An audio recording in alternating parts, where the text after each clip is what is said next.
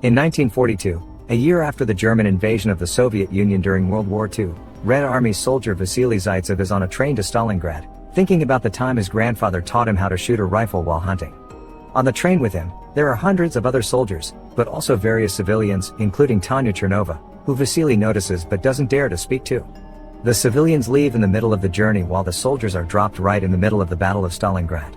They need to board a boat to reach the front lines, and the enemy takes advantage of this, dropping bombs and opening fire on them as soon as they see them. Many soldiers fall, and when seeing this, others jump in the water trying to escape, only to be shot by their own superior officers for deserting. Once they reach the docks, only one of every 2 soldiers is given a rifle, the other is given bullets and instructions to follow the soldier with a weapon. The group is forced into a suicidal charge that the Germans easily overpower, and Vasily, who was given bullets, barely survives the assault by staying close to the ground and pretending to be dead. Once again, soldiers that try to escape are shot by their own side, considering them cowards and traitors. Soon the area is covered with bodies, with nobody alive in sight, until a few moments later, a car tries to cross the area. A tank shell hits it and knocks it over, and out of it comes Commissar Danilov, who rushes to hide inside a fountain, pretending to be another body in the pile and miraculously not getting killed when a group of Germans drive by and shoot at the bodies to make sure there aren't any survivors. Once they're gone, Danilov takes a rifle from one of the bodies and tries to shoot some soldiers he can see in a nearby building, but the weapon is out of ammo. At that moment, Danilov discovers he actually isn't the only one alive in the fountain. Vasily has been hiding there as well, and he asks him for his rifle so he can load it with the bullets he was given when he arrived.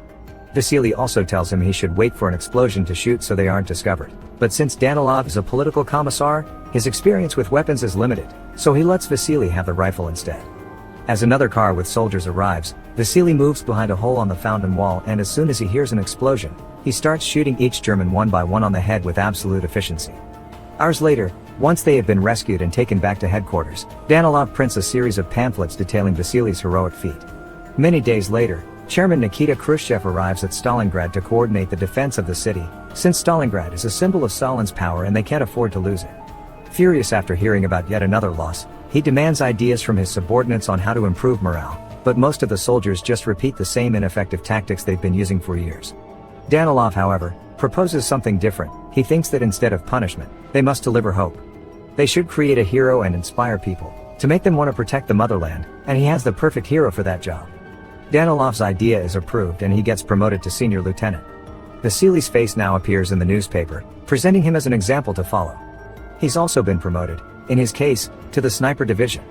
From then on, Vasily becomes the face of the Russian army, both a national hero and propaganda icon, and his exploits would appear on every edition of the army's newspaper, plus on pamphlets that would make their way all over the walls of the country. One day, during one of his missions, Vasily and his team are found by a young boy called Sasha Filippov, who admires Vasily. He invites him to his very humble home, where his mother Mrs. Filippov prepares him dinner as thanks for what he's done for their homeland. Soon after they make it there, Danilov arrives as well, bringing letters from Vasily's fans from all over the country. To keep up with the plan of hope and propaganda, Danilov makes him reply to all of them, although he's the one that tells Vasily what to write, especially since he has to help him with spelling. One more person arrives after they begin, Tanya, the girl from the train, who is like a sister to Sasha and has become a private in the local militia. She's also fluent in German because she's studied at the university. Danilov wants to recruit her because they need more soldiers that understand German, but Tanya would rather stay and fight, especially since the local militia are short on men. She changes her mind when Danilov explains how much she could help them by decoding Geram intel, and that he'll send 12 soldiers in exchange for every person that speaks German. Meanwhile, the German army is starting to suffer the toll Vasily and his team of snipers are causing in their ranks, so they summon German Major Erwin König, a renowned marksman and head of the German army sniper school at Sasson. He's tasked with killing Vasily, and König prepares a plan to make Vasily come to him instead of doing the chasing. Some hours later, Vasily is woken up from a nap by his team because there's some trouble in the department store sector. Vasily shoots a shadow in the window and a helmet falls, so believing they've hit their target, he takes Ludmila with him to find the body. The companion they leave behind is shot as soon as they're gone.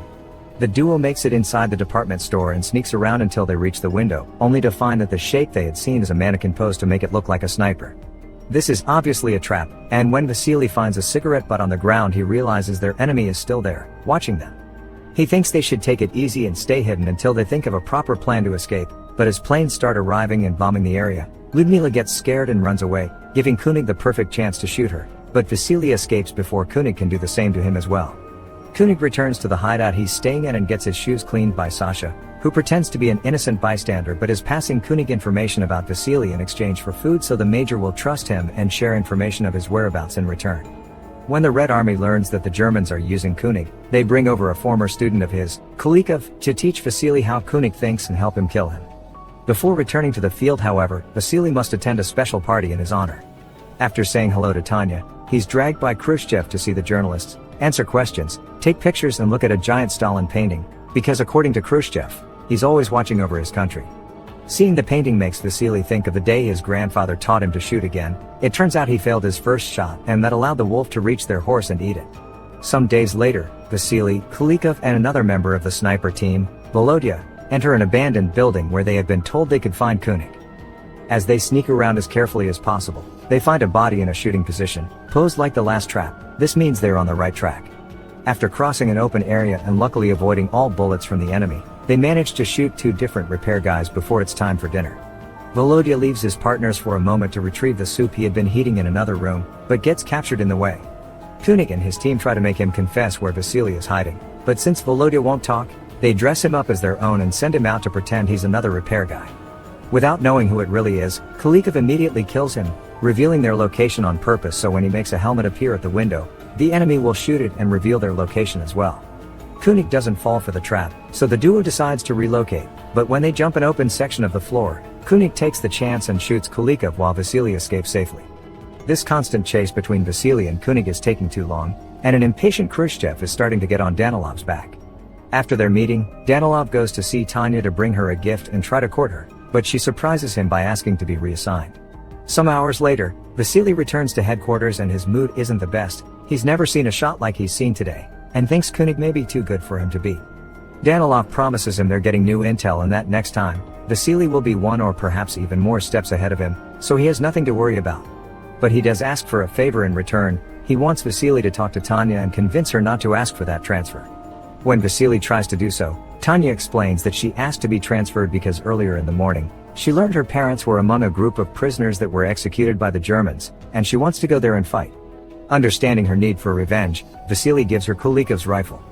After Sasha shares information with both of them, Koenig and Vasily go to the same abandoned building, thinking they will surprise the other. While Koenig waits at an elevated platform, Vasily and his sniper partner enter through and hide behind the pipes, the shaking of which alerts Koenig of their position. As soon as the duo tries to move, Koenig shoots them, causing Vasily to lose his rifle and his companion to get hurt.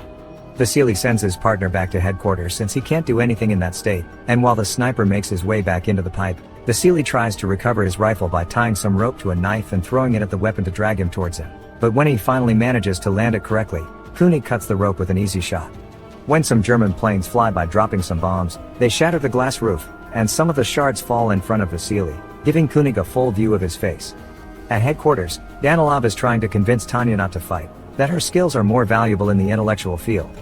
Their argument is interrupted by the returning sniper, who tells them what happened. Tanya doesn't hesitate to go through the same pipe route to reach him in order to help, but as soon as he sees her, Vasily tells her to stay where she is and follow his plan. The same way Koenig has been watching him through the glass, Vasily has also used a shard to watch him in return, and thanks to this he knows his location.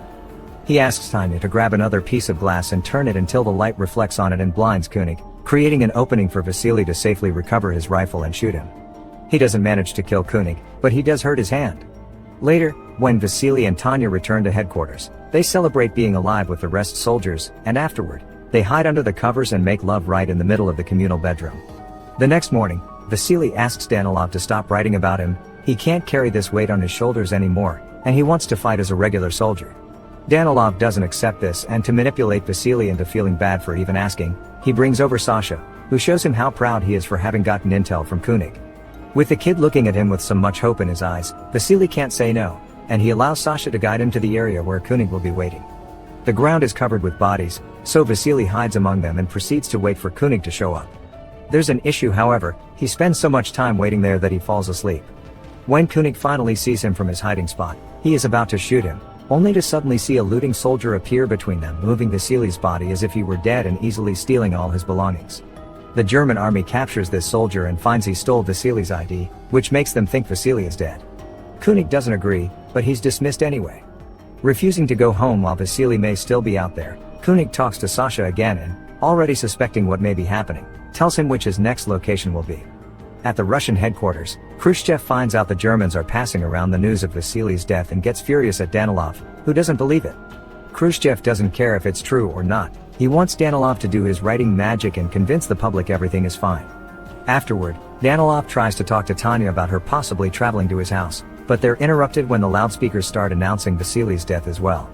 Danilov gets ready to write an announcement of Vasily's death as a hero, but at that moment, the man himself comes back.